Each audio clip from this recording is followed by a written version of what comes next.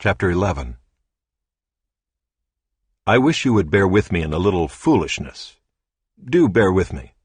For I feel a divine jealousy for you, since I betrothed you to one husband, to present you as a pure virgin to Christ.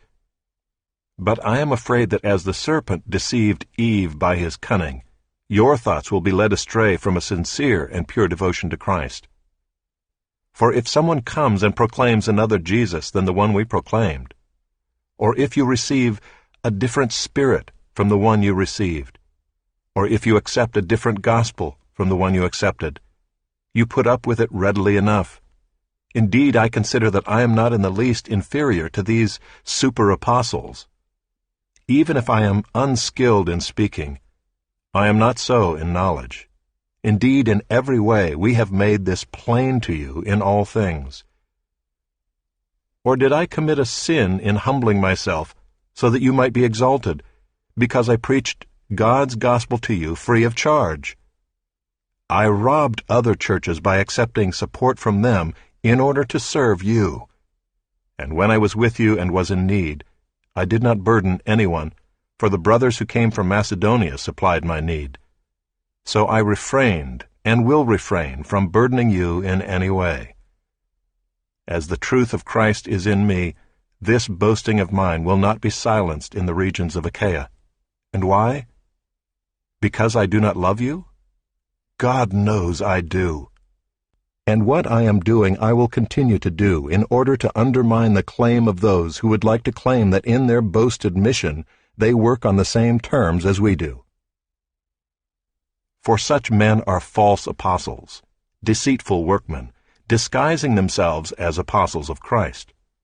And no wonder, for even Satan disguises himself as an angel of light. So it is no surprise if his servants also disguise themselves as servants of righteousness.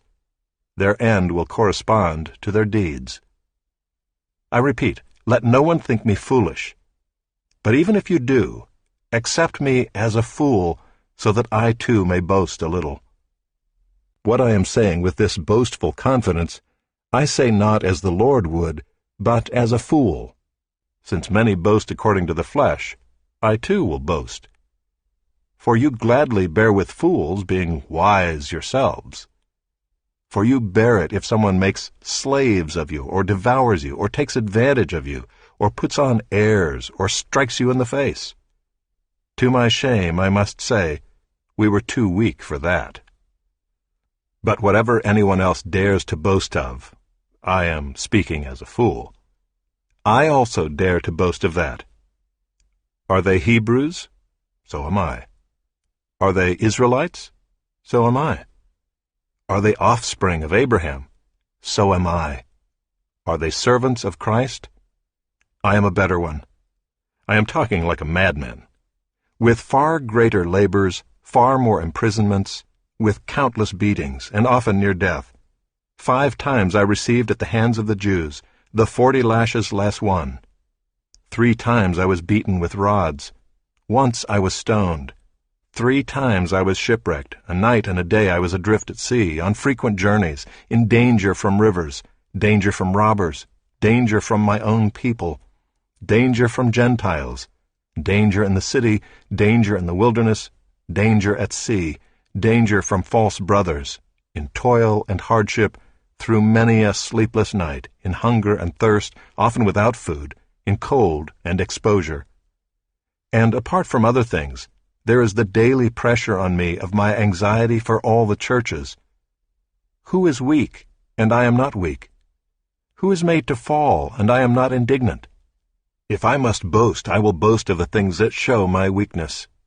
The God and Father of the Lord Jesus, He who is blessed forever, knows that I am not lying.